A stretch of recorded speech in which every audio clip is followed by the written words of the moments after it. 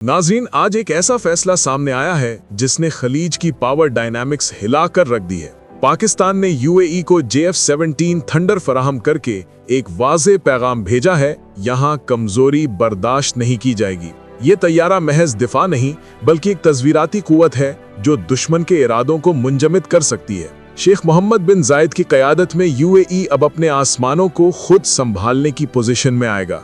अगर F-35 या कोई भी जारिह कदम उठाने की कोशिश करे तो JF-17 इसका जवाब दे सकता है। तरबियत, लॉजिस्टिक्स और तकनीकी सपोर्ट के साथ ये पैकेज इलाकाई सिक्योरिटी को नई ताकत देगा। अब सवाल ये है, क्या ये महज दिफाई इक़दाम है या खित्ते में ताकत के नए तवाज़न की शुरुआत? आए देखते हैं कि ये हरकत आने वाले दिनों में खलीज की सियासत और सिक्योरिटी को किस रुख ले जाती है। नाजरीन, आज हम बात करेंगे एक ऐसे कदम की जिसने खलीज के तेज रफ्तार सियासी और अस्करी नक्शे को हिलाकर रख दिया है। जी हाँ, हम बात कर रहे हैं मुत्तहिदा अरब अमारात यानी यूएई की।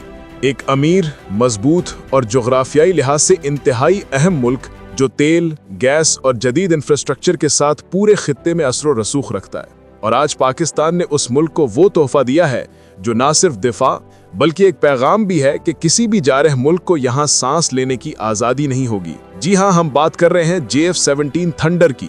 ये तैयारा सिर्फ एक जहाज नहीं, ये एक ऐलान है कि यूएई अब अपने आसमानों की हिफाजत खुद करेगा, मगर इसकी पुश्त पर पाकिस्तान जैसी एटमी ताकत खड़ी है। हालिया दिनों में आपने देखा कि इसराइल ने कतर में फ़ज़ाई हमला किया जिसने पूरे अरब और मुस्लिम दुनिया को चौंका दिया। अब ये खतरा यूएई के दरवाजे पर भी है क्योंकि खलीज की जोग्राफियाई अहमियत किसी से ढकी छुपी नहीं। इसराइल के F-35 तैयारे या दूसरे जारहाना इक़दामात अगर यूएई पर भी निशाना बने तो JF-17 थंडर ही वो हथियार है जो दुश्मन के दिल पर डर का साया डालेगा। नाज़रीन, पाकिस्तान और यूएई के दरमियान ताल्लुकात सदियों पुराने नहीं मगर 1960 की दहाई से दिफाई ताल्लुकात कायम हैं। यूएई की फ़ौज को पाकिस्तान की तरबियत और असला हमेशा दस्तयाब रहा है और मक्का व मदीना की तरह खलीज के मुक़द्दस और हसास इलाकों की हिफाजत के लिए भी पाकिस्तान ने अपनी अफ़वाज को तैयार रखा है। लेकिन आज सूरत हाल बदल चुकी है।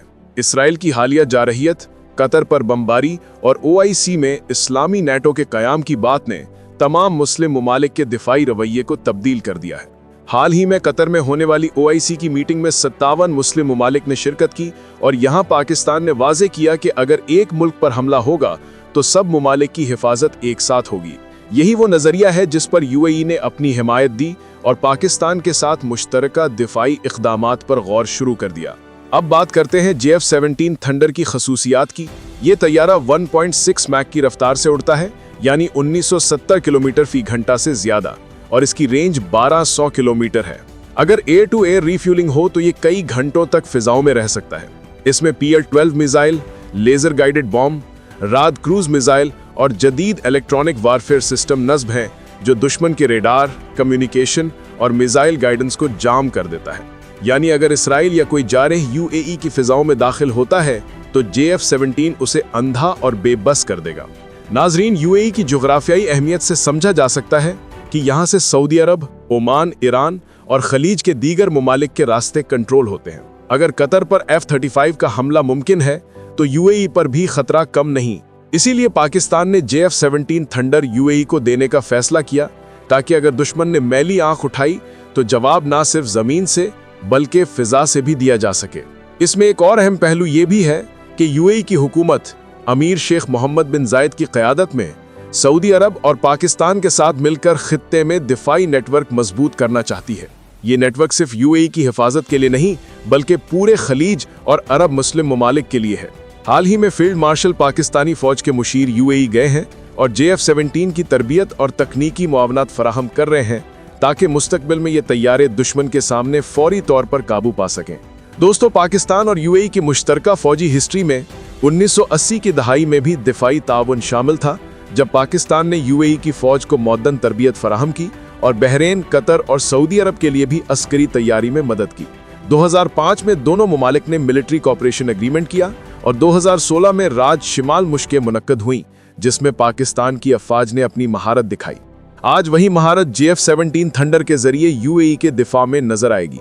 अभी हाल ही में कतर पर इसराइल की फ़ज़ाई बमबारी के बाद OIC में इस्लामी नेटो के क़याम की बात हुई।